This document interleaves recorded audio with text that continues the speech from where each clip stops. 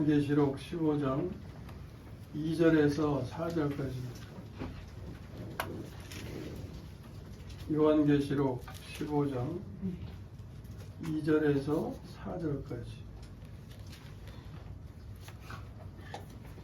또 내가 보니 불이 섞인 유리바다 같은 것이 있고 짐승과 그의 우상과 그의 이름의 수를 이기고 벗어난 자들이 유리바닷가에 서서 하나님의 검은 고를 가지고 하나님의 종 모세의 노래 어린 양의 노래를 불러 이르되 주 하나님은 전능하신 이시여 하시는 일이 크고 놀라우시도다. 만국의 왕이시여 주의 이름이 높고 참되시도다. 같이요. 주여 그가 주의 이름을 두려워하지 아니하며 영화롭게 하지 아니하오니까 오직 주만 거룩하시니이다. 주의 의로우신 일이 나타났으며 만국이 와서 주께 경배하리라 하더라.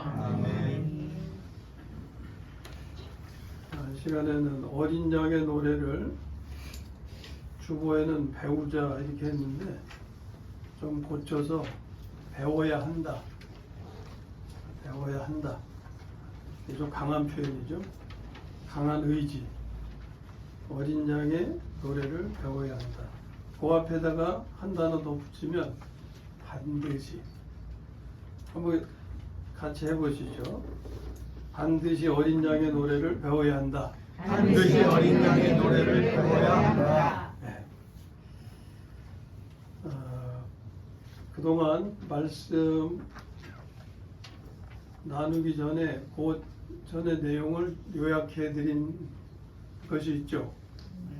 주보에. 네, 오늘도 그런 요약한 내용이 있는데 주보에 11일 주보하고 18일 주보 그리고 오늘 주보 이 세 주보는 좀 잘 간직하시면 좋겠어요. 거기 말씀을 나누지만 우리가 다 기억하는 게 아니잖아요. 잊어버리고 지나가니까 기억을 위해서 제가 갖고 이렇게 정리를 한 거예요. 그걸 좀 주보를 보관하시고 또 녹음된 말씀을 들으시면서 보시면은 들으신 말씀을 기억하시는데 회상하시는데 많이 도움이 될 것입니다. 우리가 요한계시록의 내용을 좀 분명하게 전체의 내용을 좀 다 아셔야 되겠죠. 그냥 한번 들으시고 그냥 흘려버리시면 좀 억울하잖아요. 그래서 그런 의미에서 주보에다 이렇게 좀 정리된 내용을 남겨놓는데 잘 간직하시고 참고하시면 도움이 될 겁니다. 오늘도 우리가 오늘 대하는 본문 말씀이 있지만 이 말씀을 나누기 전에 그동안의 내용을 좀 앞에서 정리하고 그리고 오늘 본문 말씀을 대하도록 하겠습니다. 여러분 주보의 뒷면 같이 보시면 좋겠어요. 정리라고 했어요. 번호는 의미가 없고 순서적으로 순서적인 의미만 가진다고 보시면 돼요. 자, 1번부터 이렇게 보겠습니다.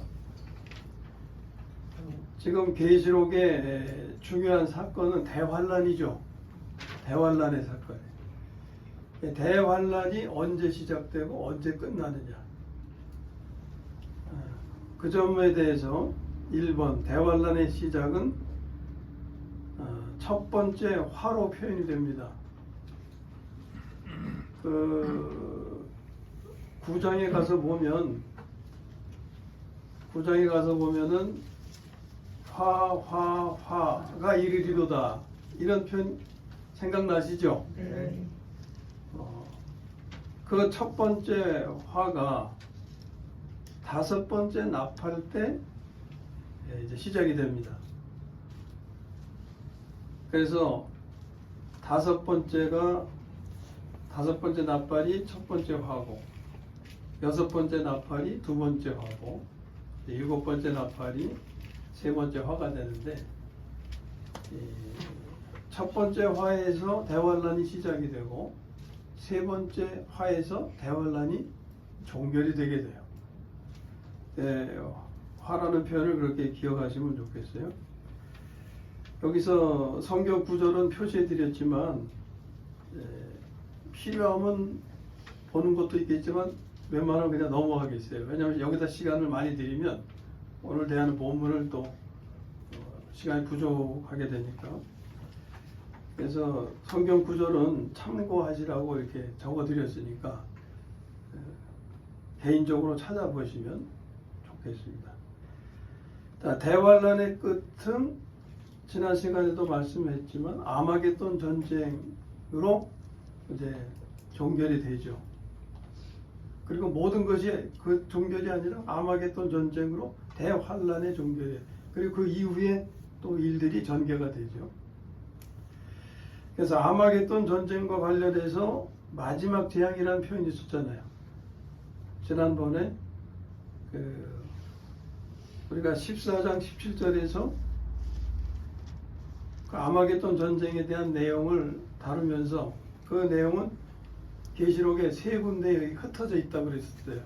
그 내용을 주보에다 기록해 드렸고 15장 1절에서 마지막 재앙이라고 그랬습니다. 자, 그 다음에 이제 2번 대환란의 전조가 되는데 아직 대환란의 시작은 아니고 시작이 될 거다 하는 것을 알려주는 거죠. 그 전조는 6째 인부터 4번째 나팔까지 해당이 됩니다. 그래서 거기 찾아보시면 이제 막 그 자연의 어떤 놀라운 변화가 일어나기 시작을 해요. 그러나 그것이 아직 사람에게 해를 가하지는 않고 그냥 자연의 놀라운 변화만 예고됩니다. 그것이 6째 인부터 7째 인으로 이어지는데 7째 인은 7나팔을 포함하고 있다고 그랬죠. 7나팔 가운데 앞에 4번째 나팔까지 그런 이제 그 내용들이 알려집니다. 자, 여기서 이제 1번, 2번을 통해서 대환란의 전조와 그 다음에 대환란의 시작과 끝을 말하고 그 다음에 3, 4, 5, 6번은 그 대환란 기간에 휴거되는 사건에 관한 겁니다. 자, 대환란 전에 휴거되는 사건에 대해서 두 가지를 말씀하죠. 12장에 여자가 낳은 아들, 여자가 낳은 아들 다 기억하시죠? 그 다음에 14장에서 처음 익은 열매, 이 그룹들은 대환란 전에 휴거되는 그룹이에요. 차이가 있다면 여자가 낳은 아들은 죽은 이기는 자고 처음 익은 열매는 살아있는 이기는 자다. 자, 뭔 얘기냐? 우리가 지금 살아있는 동안에 주님 오셔서 휴거의 시기를 맞이하면 우리가 거기에 적절한 사람이라면 처음 익은 열매라면 주님이 오실 때 우리는 휴거의 은혜를 입게 되는 겁니다. 우리가 살아있는 동안에. 근데 이렇게 주님을 기다리다가 주님의 말씀대로 살다가 주님이 아직 오시지 않았어요. 오시지 않았는데 우리가 죽었어요. 근데 나중에 주님이 오셨어요. 주님이 나중에 오셨을 때 이제 휴거 되게 되면 죽은 상태에 있던 사람으로서의 휴거가 되는 거예요. 거기에 해당되는 사람이 여자가 낳은 아들에 해당이 되는 거예요. 그 다음에 대환란이 끝날 무렵에 휴거되는 그룹에 대해서는 나중에 수확된 이들이라 그랬죠. 처음 익은 열매와 나중에 수확된 이들을 예표한 것이 구약에서 맥추절기라고 했잖아요. 보리 농사 때 처음 익은 열매는 거두어서 어디다 드린다 그랬어요? 하나님의 성전에 드린다 그랬죠. 그 다음에 50일이 지나면서 뭐 다 익은 열매들은 곳간에 드린다 그랬잖아요. 이런 차이가 있다 그랬죠. 그 다음에 대환란 기간 중에 휴거되는 그룹이 있는데 순교한 사람들. 이 순교한 사람들은 이 부활하기 때문에 부활한 순교한 이들 이렇게 표현합니다. 바로 이분들이 오늘 본문에 나오는 유리바다 가장자리에 가에 유리바다 가에 가장자리에 서 있게 되는 그룹입니다. 그 다음에 이제 6번째 이삭의 휴거. 왜 이제 추수하고 할 때 그 떨어지는 이삭 있잖아요. 이삭. 그 이삭의 휴거에 대해서 지난번에 말씀드렸죠. 아마겟돈 전쟁에 관한 말씀 나눌 때 그 6번째 대접을 부으니까 무슨 일이 일어나요? 유브라데 강이 말라버렸다 그랬잖아요. 유브라데 강이 말라버리니까 그쪽에서 많은 군대가 강을 이제 길이 되었으니까 쉽게 옵니다. 근데 그 무리들을 아마겟돈으로 모이게 하기 위해서 사탄이 역사를 하죠. 귀신의 영들을 통해 가지고 그들을 부추겨서 아마겟돈으로 모이게 한다. 그런 말씀 중에 뭐가 있어요? 내가 도적같이 오리니. 주님의 말씀 있잖아요. 그때도 주님이 구원하실 그룹이 있다고 말해요. 그 그룹은 이삭의 무리다 하는 겁니다. 그러면은 이 이삭의 휴거는 아마겟돈 전쟁이 끝난 다음에 이루어질까요? 전에 이루어질까요? 전에 이루어지죠. 왜? 아마겟돈 전쟁은 적그리스도와 거짓 선지자와 열 왕들과 그 군대들이 하나님을 대적하는 거잖아요. 그러면 그들과 싸우는 그룹은 누굽니까? 그리스도와 휴거된 사람. 그렇죠. 그리스도와 함께한 하나님의 군대들인데 그들은 바로 휴거된 하나님의 백성들이라는 거예요. 그러니까 이 이삭의 휴거는 아마겟돈 전쟁 전에 이루어지는 거죠. 자, 요렇게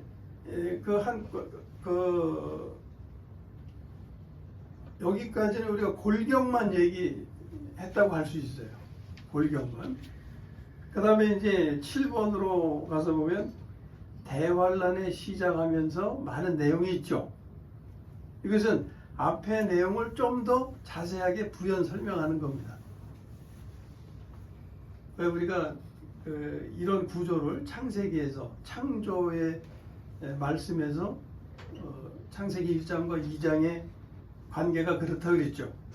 창세기 1장은 창조의 큰 틀을 얘기했다면 창세기 2장은 사람 창조를 좀 더 자세하게. 그러니까 창세기 1장과 창세기 2장은 서로 다른 사건의 연속이 아니고 1장의 내용을 좀 더 자세하게. 계시록도 그런 구조를 했어요.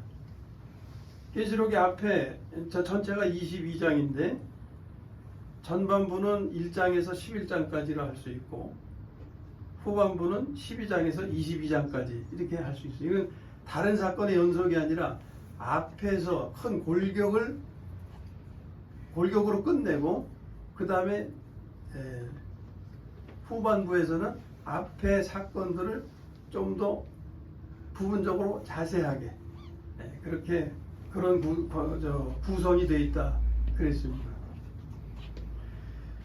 그 앞에 계시록의 전반부를 좀 더 정확하게 말하면 전반부는 4장에서부터 11장까지라고 보시면 돼요. 왜냐하면 그 앞에는 1장은 이제 전체적인 서론이 될 수가 있고 그 다음에 2장과 3장은 7교회에 관한 거잖아요. 그리고 4장에서 비로소 이제 하늘의 모습, 광경이 나타나면서 무지개를 두른 하나님의 보좌가 보이게 되고 그러면서 11장까지 그 이제 하나님이 보여주실 그 사건들의 내용이 쫙 기록이 되는 거죠.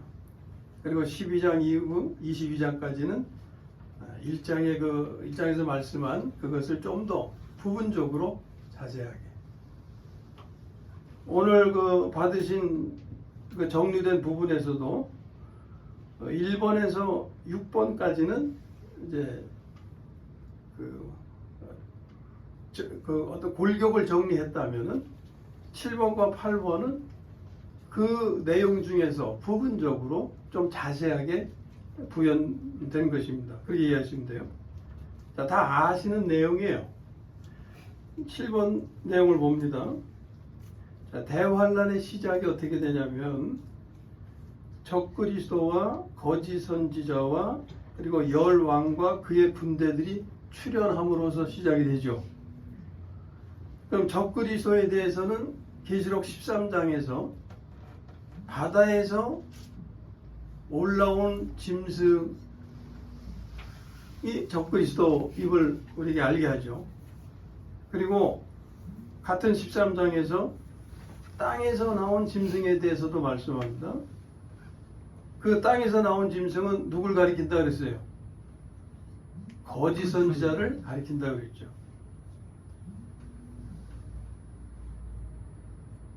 그리고 열 왕과 그의 군대들이 이제 출현하게 됩니다. 여기서 적그리스도와 거짓 선지자는 용의 권세를 받게 되죠. 용은 사탄을 상징하는 것이고, 자, 이 용은 사탄은 계시록 12장에 여자가 아들을 낳게 되고 그 아들이 하나님의 보좌로 올려지게 되잖아요. 그 이후에 미가엘 천사장과 함께 전쟁이 일어나죠. 그래서 하늘에서 사탄을 패배시켜서 땅으로 쫓아냅니다. 이것이 계시록 12장에 있는 내용이었어요. 자, 그러면 이제 땅으로 쫓겨난 사탄이 하는 일이 뭐냐? 이게 이제 적그리스도와 거짓 선지자를 충동해서 하나님을 대적하게 만드는 거예요. 그러면 적그리스도에 대해서 우리가 다니엘서와 함께 그 적그리스도에 대한 내용들을 살펴봤잖아요.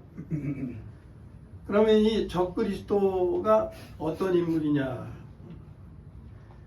로마의 7왕에 대해서 말씀하죠. 다니엘서에서. 로마의 황제가 7명은 아닙니다. 7명만은 아닌데 7명만 얘기를 해요. 그런데 그 7왕 중에 황제 중에서 이제 네로 황제도 있고 그 다음에 7번째 황제가 있는데 7번째 황제가 그냥 죽어요. 근데 죽었다가 살아나요. 다시. 그 살아나는 과정에서 있었던 일이 뭐라고 그랬습니까? 네로의 영이 죽은 7번째 황제에게 들어가게 돼서 살아난다 그랬죠. 그게 8번째 황제가 되는 거예요. 이 인물이 적그리스도가 되는 겁니다. 그러면은 이 네로의 영은 언제 나오느냐? 계시록 9장인가요? 보면은 왜 그 무저갱이 열리고 거기서 많은 귀신들이 쏟아져 나오잖아요. 그들이 사람들을 해치기 시작하죠. 근데 그들 가운데 왕이 있다고 그랬어요. 예? 무저갱에서 나오는 그 무리들 중에 왕이 있다고 그랬어요. 그 왕이 바로 네로의 영이라고 보는 거죠. 그래서 그 영이 7번째 왕에게 들어가서 7번째 왕이 소생하게 됩니다. 그래서 8번째 왕이 되는 거예요. 그래서 7번째 왕과 8번째 왕은 사실 겉으로 보기엔 동일한 인물인데 내용은 다르죠. 그 내용은 7번째 죽기 전에 7번째 왕은 그렇게 포악한 사람이 아니었어요. 다니엘서에 보면은 비천한 자라는 표현이 있습니다. 그 왕에 대해서. 그러니까 별 볼 일 없는 사람이에요. 비천한 사람이었는데 그가 이제 그 속임수로 평화 조약을 맺어요. 그게 그 마지막 7년이 시작하면서 그 유대인과 언약을 맺는다는 말씀 우리가 다 나눴잖아요. 그랬다가 3년 반이 될 때에 그 적그리스도인 인물이 돌변해가지고서 아주 포악한 사람으로 바뀌어집니다. 그러면 별 볼 일 없고 유순했던 인물이 갑자기 돌변하는 것은 그 원인이 어디에 있었다고 그랬습니까? 바로 그에게 네로의 영이 들어가면서 용이 그에게 권세를 주면서 사탄의 영이 그 안에서 역사하면서 아주 무서운 사람으로, 포악한 사람으로, 그러나 한편으로는 뛰어난 사람으로 바뀌어지게 되는 거예요. 카리스마 넘치고 하면서. 그래서 언약을 파기하고 그때부터 종교를 말살하기 시작하죠. 거기 다니엘서 9장 27절 거기다 그냥 기록만 해드렸는데 거기에 보면은 모든 신들을 다 이제 뭡니까? 우리로 말하면 우상 타파 이런 식으로 모든 신들을 다 타파하는 거예요. 자기가 섬기는 신만 남겨놓고 모든 신들 거기에는 그래서 하나님도 해당이 되고 그리고 유대교, 천주교 또는 다른 모든 종교들도 다 거기에 포함이 되는 거예요. 자, 이렇게 이제 이러한 내용들이 거기 7번에 이제 기록해드린 내용입니다. 그 기록한 내용을 한번 읽어보고 하겠습니다. 로마의 7번째 왕이 죽었을 때 네로의 영을 넣어 살게 해서 8번째 왕이 되게 하는데 그가 적그리스도가 되는 겁니다. 7번째가 죽기 전에는 별 볼 일 없고 비천하고 유순했는데 평화조약을 맺을 정도였는데 네로의 영을 받아 살아난 후에는 카리스마 넘치고 포악한 사람으로 돌변하게 돼요. 이때부터 이제 이 땅에 대환란이 시작이 되는 겁니다. 그리고 적그리스도의 조력자로 거짓 선지자가 나타나게 되는데 그게 계시록 13장에 땅에서 올라오는 짐승에 관한 말씀이 있었잖아요. 그 거짓 선지자가 세워지는데 이 거짓 선지자에게는 가로주다의 영이 들어갔음을 우리가 추론하게 됩니다. 로마의 황제에서 죽었다가 살아난 그 사람에게 네로의 영이 들어간 것처럼 거짓 선지자에게는 가롯 유다의 영이 역사하게 되는 거죠. 이렇게 이제 8번으로 넘어갑니다. 평화조약 후에 3년 반 되었을 때 조약을 파기하고 모든 종교를 핍박하게 돼요. 거기 성경 구절을 참조하시면 되겠습니다. 자, 그런데 하나님께서 이 대환란 기간, 3년 반이죠. 대환란 기간에 이 땅의 사람들의 구원을 위해서 영원한 복음을 주시게 됩니다. 그게 14장 6절의 말씀이에요. 하나님은 이 복음을 받아들인 자들을 통해서 곧 영원한 복음이요. 영원한 복음을 받아들인 자를 통해서 유대인들과 그리스도인들을 보호하셨다 그랬죠.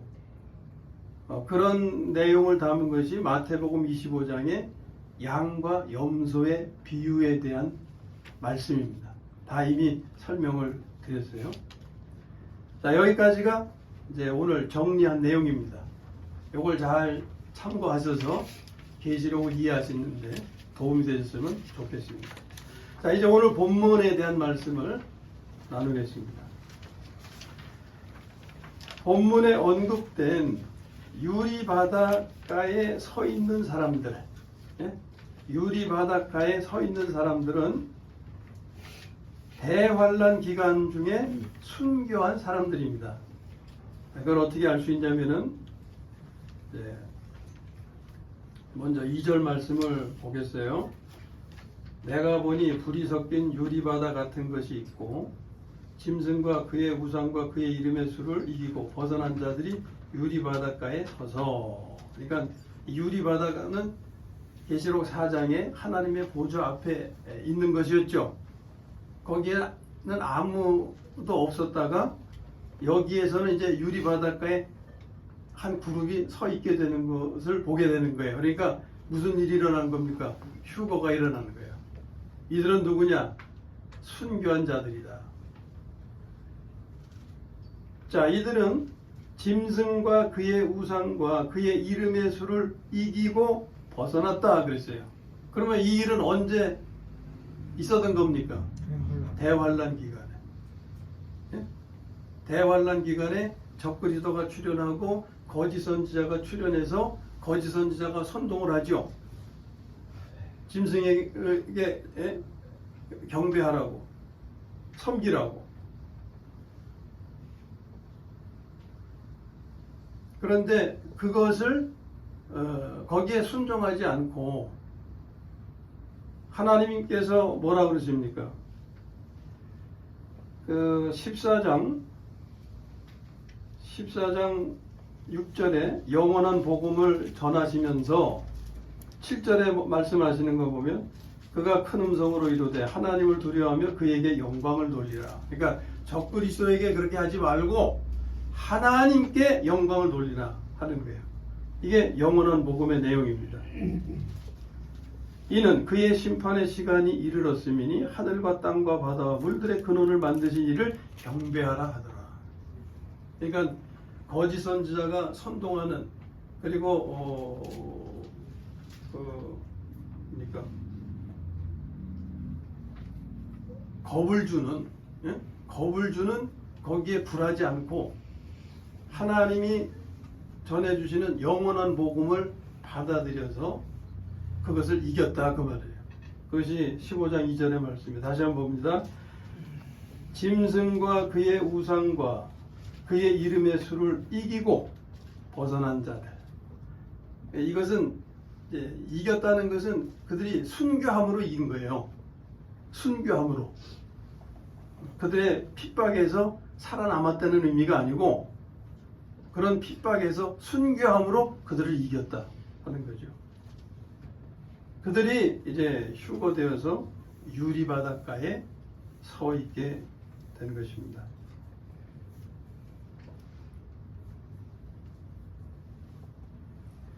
그리고 14장 11절에서 13절까지 여기 한번 같이 읽어보실까요?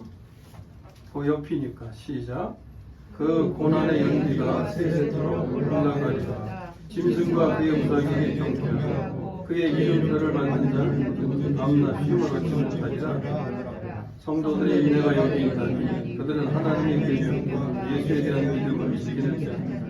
또 내가 들으니 하늘에서 음성이 나서 기록하라. 지금 이후로 주 안에서 죽은 자들이 복이 있도다 하시매 성령이 이르시되 그러나 그들이 휴거를 외치고 이는 그들이 행한 일 따르리라 하시더라. 아멘. 그러니까 15장 2절의 말씀은 바로 이 말씀과 관련된 것임을 우리가 알게 됩니다.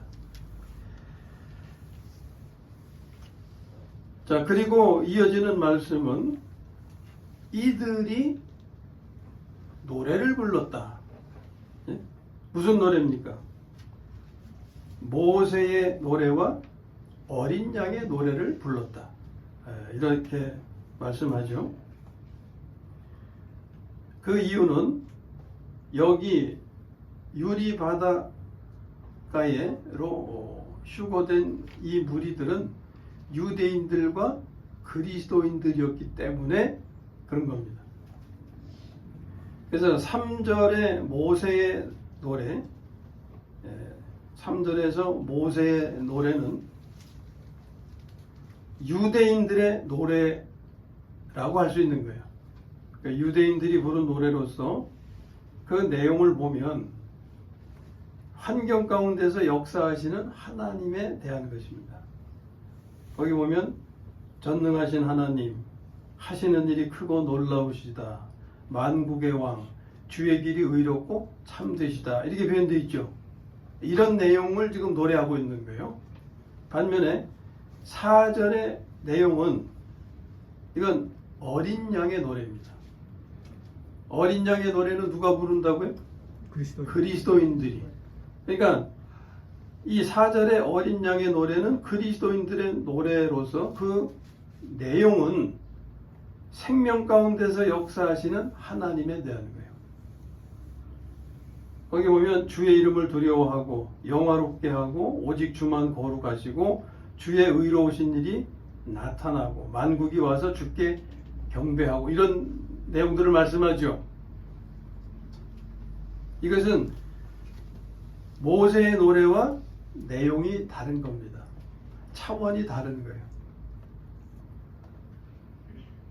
여기서 우리는 어디에 속합니까? 유대인에 속해요? 그리스도인들에 속해요? 누구나 말하죠. 그리스도인들이죠, 우리는. 그러면 어떤 노래를 배워야 돼요? 어린 양의 노래를 배워야 하는 겁니다.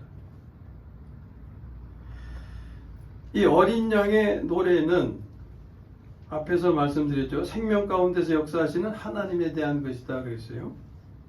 이것은 하나님을 또는 그리스도를 생명으로 체험하고 생명으로 구원하시는 구원을 찬양해야 함을 말하는 거예요.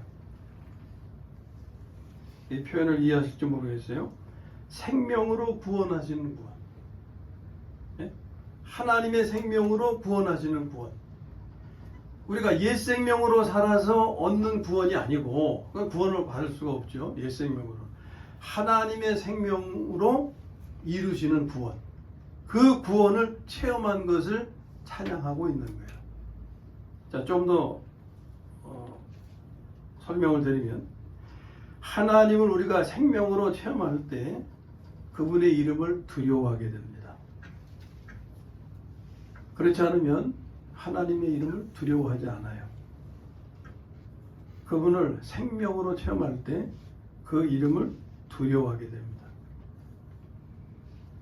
그 이름을 두려워하는 이유는 그 이름이 구원하시는 능력이기 때문에 그래요. 빌립보서 2장 9절에서 그런 말씀 있죠. 모든 이름 위에 뛰어난 이름. 예? 모든 이름 위에 뛰어난 이름. 예를 들면 이런 거 이렇게 말할 수 있어요. 우리가 요즘 두려워하는 이름이 뭡니까? 예? 코로나. 코로나라는 이름을 두려워하죠. 그러나 주의 이름은 그 이름을 뛰어넘어 계시다고 말해요. 모든 이름 위에 뛰어나다. 우리 생활 속에서 되어지는 모든 일들은 이름으로 표기가 됩니다. 예? 이름으로 표기가 돼요. 경제가 어려우면 경제 위기, 핵전쟁, 많은 이름들이 있어요. 그런데 모든 이름 위에 뛰어난 이름이 바로 주의 이름이시다. 여러분들 핵전쟁을 두려워하시나요? 주의 이름을 두려워하시나요? 주의 이름을 두려워해야 우리는 주의 이름을 두려워할 줄 알아야 돼요. 주의 이름을 두려워할 때 우리는 핵전쟁이 두렵지 않습니다. 그런 거예요.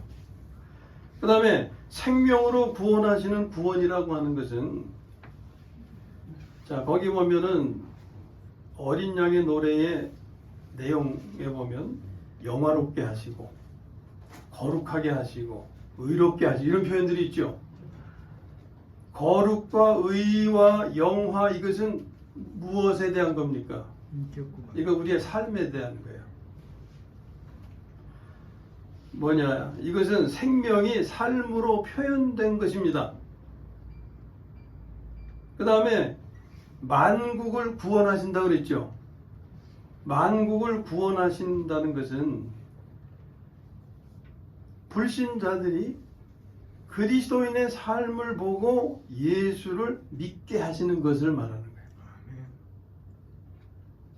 곧 그리스도인의 삶을 하나님의 생명으로 온유하고 겸손케 하심으로 이게 나타나야 될 거 아니에요, 삶에서. 그래서 불신자들이 그 모습을 보고 예수를 믿게 하시는 겁니다. 우리가 입으로 말로 우리는 믿는 사람으로서 온유하고 겸손해야 됩니다. 그리고 성질 부려요. 그러면 믿겠어요? 따르겠어요? 그럴 리가 없어요. 우리는 믿는 자로서 하나님의 생명을 받은 은혜를 입은 사람인데 그 은혜는 온유롭게 겸손하게 살게 하시는 능력입니다. 그러면서 정말 자신의 삶에서 온유와 겸손을 보일 때 불신자들이 그것을 보고 예수님을 믿게 되는 거예요. 물론 우리가 100번 우리가 온유 겸손을 할 수가 없죠. 때로는 정말 화가 나서 성질이 나올 수도 있고 그렇지만 늘 성질만 부리던 사람이 조금씩 온유한 삶도 보이고 변화되는 모습을 보일 때 달라졌네? 이게 느껴지게 되는 거예요. 달라진 모습을 볼 때 누가 저 사람을 저렇게 달라지게 했을까? 예수님? 그럴 때 예수님을 믿게 되는 거예요. 그걸 말하는 겁니다.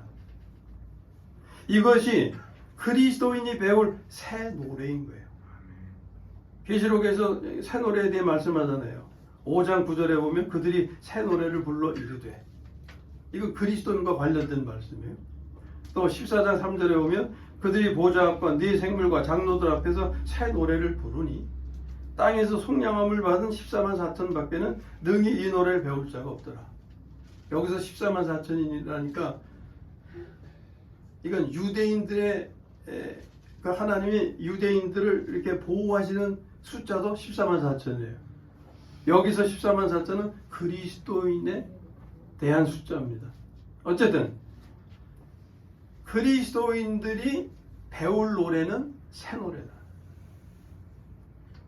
이 그리스도인들 밖에는 이 노래를 배울 자가 없는 거예요. 그러니까 유대인들은 이 노래를 배울 수가 없어요. 그리스도인만 배울 수가 있지. 다시 한 번 말씀드립니다. 그리스도인이 배울 노래는 어린 양의 노래, 곧 새 노래다. 아멘. 모세의 노래가 아니다 그 말이에요. 모세의 노래도 귀한 거지만 유대인들에겐 귀한 거 아닙니까? 그러나 모세의 노래는 유대인이 배울 노래지 우리가 배울 노래가 아니다. 유대인들은 어린 양의 노래를 배울 수가 없어요. 왜냐하면 그들에게는 하나님의 생명이 주어지지 않았기 때문에.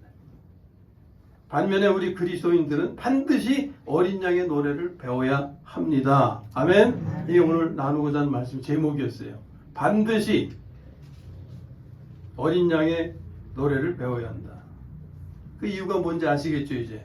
우리는 하나님의 생명을 받은 사람들이기 때문에. 여기서 이제 중요한 게 있어요. 유대인들과 우리 그리스도인들의 운명은 다릅니다. 그리스도인들은 이제 이건 나중에 또 자세하게 나눌 내용인데 먼저 요점을 말씀드리면 그리스도인들은 천년왕국 때가 이제 오잖아요. 천년왕국 때 세 부분이 있어요. 하늘과 땅. 근데 땅에서도 이제 두 부분이 구별되는데, 자, 그리스도인들, 우리의 경우입니다. 그리스도인들은 천년왕국 때 하늘에서 그리스도와 함께 공동왕으로 함께 다스리는 사람들입니다. 이미 아시죠? 이런 내용들은. 반면에 유대인들은 땅에서 열국을 가르치는 제사장 직무를 이행하게 돼요.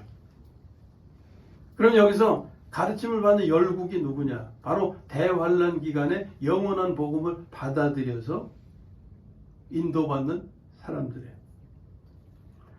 그리스도인들과 유대인들에 대한 이 구분은 이미 창세기에서부터 암시가 되어 있어요. 아브라함에게 하나님 말씀하셨어요. 네 자손이 어떻다고 그랬어요? 하늘의 별같이 바닷가의 모래같이. 이게 그것을 암시하는 거예요. 그리고 유대인들에게 항상 하시는 약속은 제사장 사역에 대한 약속입니다. 예. 그리스도와 함께 공동왕으로 다스리는 약속이 아닌 거예요. 천년 왕국 때 이런 구분, 차이가 있는 것은 삶의 수준이 다르기 때문인 겁니다. 유대인들의 삶은 율법의 의로는 흠이 없으면 되었어요. 사도 바울이 그랬죠. 예수님을 믿기 전에 사도 바울의 삶이 그랬어요. 그래서 자신은 율법의 의로는 흠이 없는 자로다 그랬어요. 그런데 율법의 의로 흠이 없다고 하는 수준은 표면적인 의입니다. 온유를 얘기하면 온유한 척하는 거예요. 겉으로는 온유한 것처럼 보이는데 속에는 뭐가 있어요? 분노가 꽉 차 있는 거예요. 내면의 분노를 가지고 있는 겉으로의 온유, 이게 표면적 의라는 겁니다. 그러니까 율법의 의로 이런 정도면 인정을 받았어요. 그러나 그리스도인의 삶은 속사람도 흠이 없어야 하는 겁니다. 이 속사람도 흠이 없다고 하는 것이 내면적인 의이고 참된 온유입니다. 온유한 척 하는 게 아니라 내면에도 분노가 없는 거예요. 왜? 내면의 분노를 하나님의 생명이 삼켜버리기 때문에, 흩어버리기 때문에. 분노를 쌓아둔 사람은 언젠가는 터져버려요. 그러나 분노를 쌓아놓지 않으면 터질 게 없는 겁니다.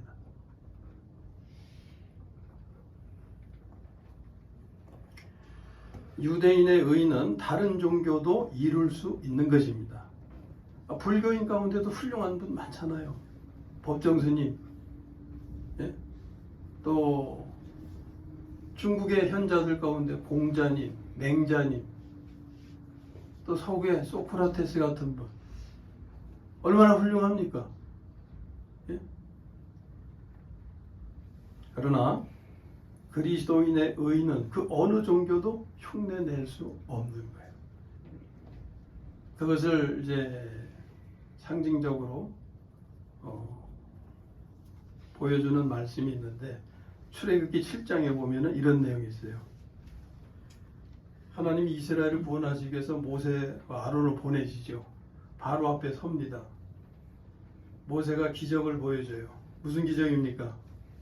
지팡이를 딱 던지니까 뭐가 됐어요? 뱀이 됐어요.